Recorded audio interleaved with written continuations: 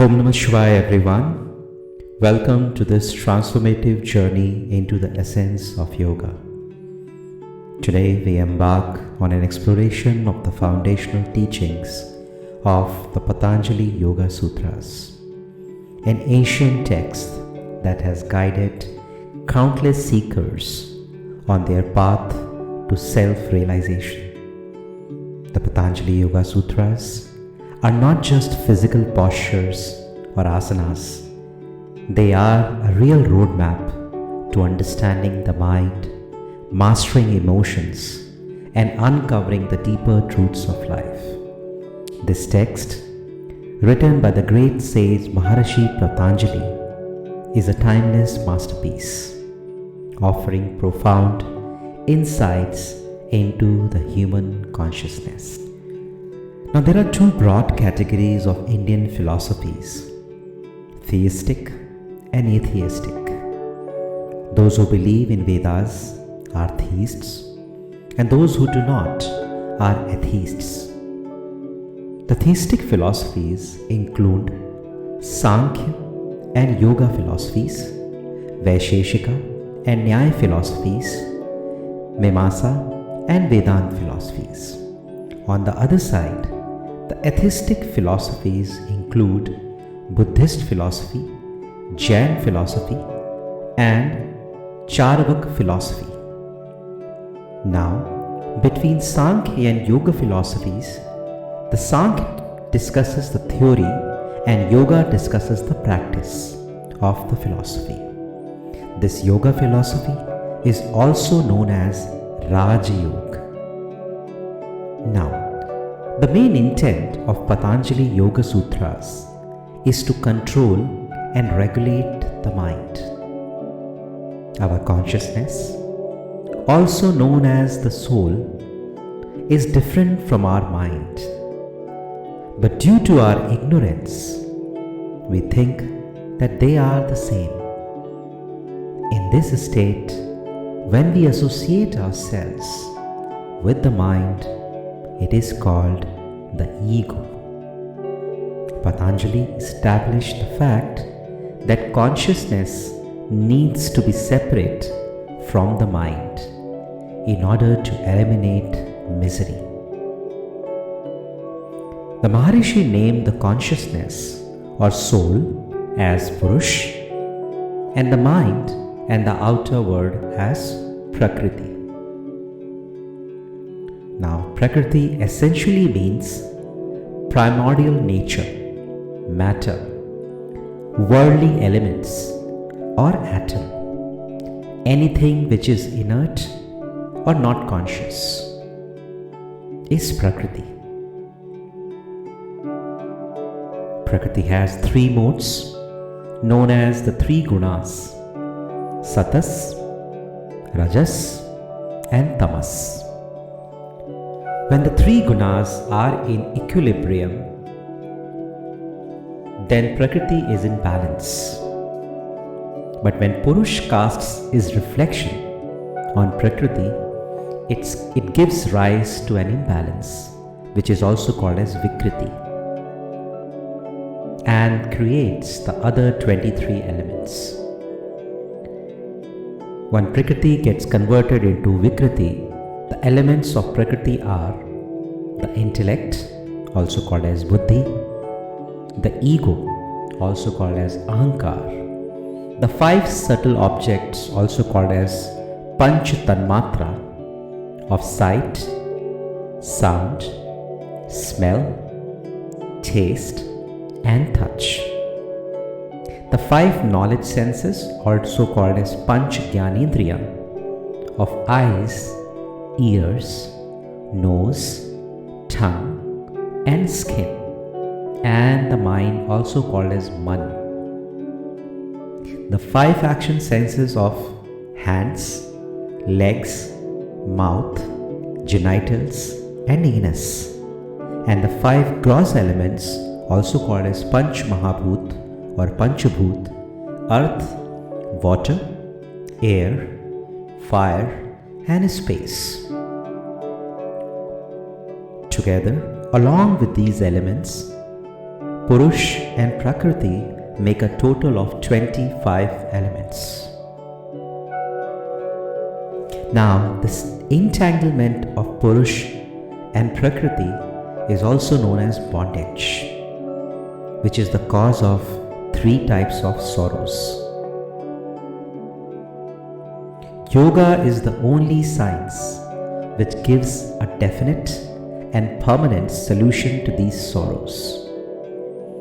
Delving into the Patanjali Yoga Sutras, let us share what each chapter of Patanjali Yoga Sutras is consisting of.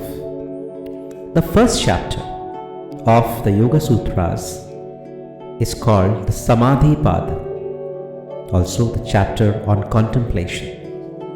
It has 51 sutras and it discusses the final liberation.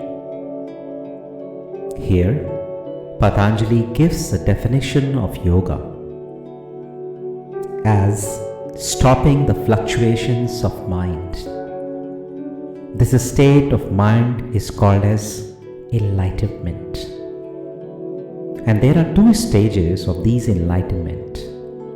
First, when we stop the hyperactive, also called as rajas, and idle, also called as tamas thoughts, and the only righteous, called as satas, thoughts remain. Let me repeat this. There are 2 stages of enlightenment. First, when we stop the hyperactive and the ideal thoughts, and the only righteous thoughts remain. So the rajas and tamas gets stopped and satas remain. This is the state of wisdom, and it leads us towards the highest state of enlightenment. This stage can also be called excellence, because the practitioner can achieve excellence in whichever field he desires. The second stage is when even the righteous thoughts are stopped. This is when we go beyond wisdom.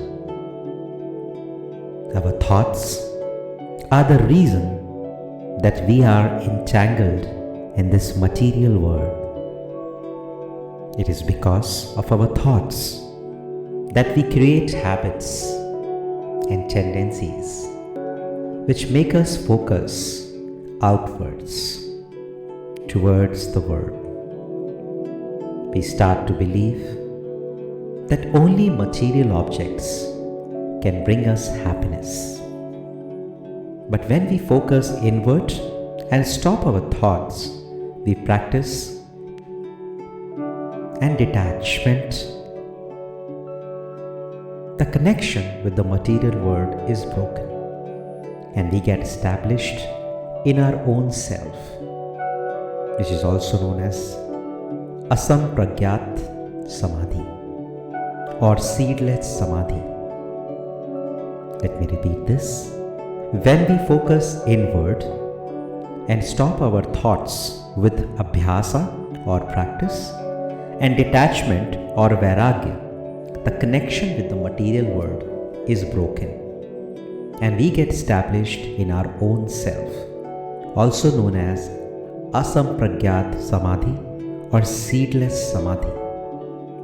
In the first chapter, Patanjali describes the structure of the mind, the different thoughts and its types, and how they are formed in the mind. He explains the different obstacles we might face in our spiritual journey and their solution. He then mentions several techniques, which are 7 in number, other techniques to achieve the first level of enlightenment, also known as sampragyat samadhi. Let us move to the second chapter. The second chapter, Sadhana Pada, has 55 sutras and discusses the methods for beginners and mid-level practitioners. Here, he gives techniques for the practitioner to reach the first level of enlightenment. He also describes the different types of miseries and methods for their elimination. This chapter also gives another way of understanding yoga. The Maharishi says that when the observer or consciousness separates himself from the mind or Prakriti, he or she reaches enlightenment. For beginners, Patanjali recommends Ashtanga Yoga, which is also called as 8-limbed yoga. It consists of 8 principles of conduct or yama, rules or niyam, meditative postures or asana, breathing techniques or pranayama, withdrawal of senses or pratyahara, concentration or dharana, meditation or dhyana, and full absorption in an object or samadhi. For mid-level practitioners, Patanjali recommends Kriya Yoga, which includes ascesis, also called as tap, introspection and studying of spiritual structures or scriptures, also called as swadhyaya, and surrendering to God, which is also called as Ishwar Pranidhan. With regular practice of Kriya Yoga and Ashtanga Yogas, these different afflictions can be weakened. Let us move to the third chapter, the Vibhuti Pada. It has 55 sutras and discusses the mystical power gained by samyama, which is the inner part of Ashtanga Yoga.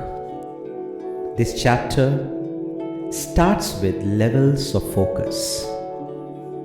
When the focus is broken, it is called concentration or dharana, and when the focus is prolonged, it is called meditation or dhyana. And when the mind is completely absorbed in an object, it is called samadhi. So, together, concentration, meditation, and samadhi are called as samyama. The chapter further discusses various superpowers such as flight, becoming invisible, shape-shifting, omnipotence, omniscience. Even though Patanjali has mentioned these special powers, he indirectly negates them by saying that they are obstacles and a cause of downfall in the path of yoga. He also calls them the seeds of impurity and says that liberation is not possible until these seeds are roasted. Moving on to the fourth chapter, the Kaivalya Pada has 34 sutras and discusses the nature of liberation. In the first few sutras, Patanjali discusses 5 other ways of obtaining mystical powers other than sanyama. He later also discusses 3 types of deeds, also called as karmas, for common people, which are the cause of bondage. These karmas are created due to ignorance, which in turn create impressions in the mind and dispositions, also called as vasanas and sanskars. In order to attain freedom from these impressions and dispositions, the practitioner must practice removing the cause of these vasanas and sanskars. Later in the chapter, Patanjali refutes Buddha philosophy and establishes Yoga philosophy. The Buddhist philosophy states that the whole world is a reflection of the mind and it doesn't exist in reality. It is called Maya or illusion.